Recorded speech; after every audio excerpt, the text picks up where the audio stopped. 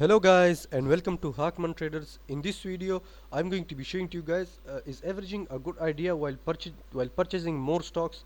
When you are purchasing more stocks, the concept of averaging will apply there. So it is a great idea to use the averaging method while purchasing more stocks in the stock market. Now we use this method because when we buy a certain stock at a highest price and then the price of that stock decreases in value, so we generally buy the stock at a lowest price, just because to cover up our loss, to cover up the sorry to to overall decrease the buying price at which we have bought initially. So let's say a certain stock was rising in this method, and then it declined, and then it start to go upward from. So let's say if we have bought the stock at this level and then we buy at this point, so generally it is a great idea to buy at this method, because you wouldn't face any loss in this case, but generally the overall loss that you are seeing at this level, the minus in the minus figure, it would generally decreases, and all of the odds will come in this favor only if you have bought shares at this point more than that you have bought initially. Now let's say if you have bought 10 shares at this point and you buy 30 shares at this point, so the overall buying price at which you have bought, it will generally decreases in this favor, it would come in this favor. So you will have more of a chance to more chances of profit to gain. So now let me show you what I mean right here. So no, I won't erase this. Now let's say at this point you bought shares at, no sorry, you bought shares A at $10, and then at this point you buy share B at $7. This equal to 10, and this equal to this multiplied 30. So generally this means 10 shares and this 30. You bought 10 shares at this point and 30 shares at this point. Now let's calculate this.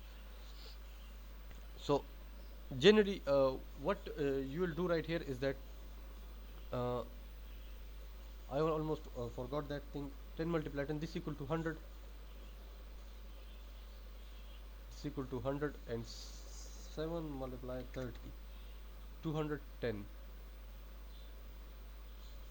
So these are the total prices at which you have bought both of the shares.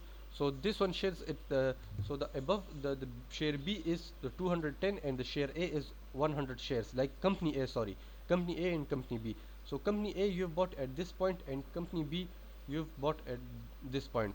So these are the total amount of shares that you have bought at these levels. So let me calculate this. Equal to, divided by 4, 10. No, no, this is not. Now what was the method in this case? Maybe it's like 100 plus 100 plus 10 equal to, divided by 3, 600. No, not this. Did I? No, I did. 100 plus 100 plus 10 divided by 3, 70. No, not this, not this one as well. So I guess the method was something like 7 plus 7 plus 3 divided by 3, 5.66. Yes, this would be the initial, the buying price, 5.6. So this will be the value at which you have bought the share. So you've got enough leverage at this point. If this price does exist, or if this price doesn't exist, then the overall price would generally appear in like as 7. So at while averaging it, I'm just doing this calculation to explain to you guys how averaging methods work. Other than that, this calculation is already done and you're shown the exact price at which you have bought the shares, because the share price at this level is 7, just an example. So it won't decrease below that 7.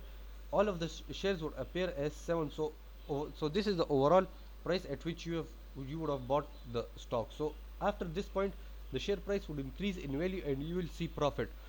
So So you will see profit from 7, not from 10.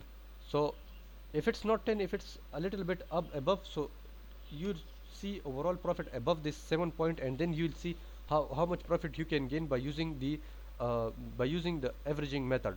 So the averaging method is a great method, a great concept to use while trading different stocks. So it is a great method while using different stocks, and by applying this method, you you would have a great uh, you will have great chance to make more profit, and you will also have a great chance to buy at to have a greater entry point, and from that entry point you could make a lot more profit, and you would gain more by using this method. So try to apply this method this method as more as possible. But before applying this, I would mention here that initially have a great entry point, so that you do not face losses at different point. So you do not face losses at different point. Buy the stocks initially at a great entry point. So again buying and again buying, that doesn't appeal. So use this method. It's just a tip that you can use. If you've bought at a highest point, so you can also buy the stock at a lowest price. Just note that area of where you are buying, whether whether you shouldn't buy at a highest high, because if you buy at that point, sorry, at whatever level you buy, always do your risk margin and do your take profits. Calculate your risk margin and take profits carefully and properly, so you do not lose any of your money while trading in the stock market. So other than that, if you have a chance to apply the averaging concept, you do apply it, because it's a great concept to apply, and you will see how much profit you make out by using just the averaging method. But the averaging concept, so it will make you more profitable, and you'll see and it will you will gain much more by using the averaging method. So, and that's it for today. Hope you guys are enjoying my videos and want to learn more about the stock market or the forex market. All I need you is to support my channel by hitting that subscribe button and comment down below, as your feedback is valuable for me. Goodbye.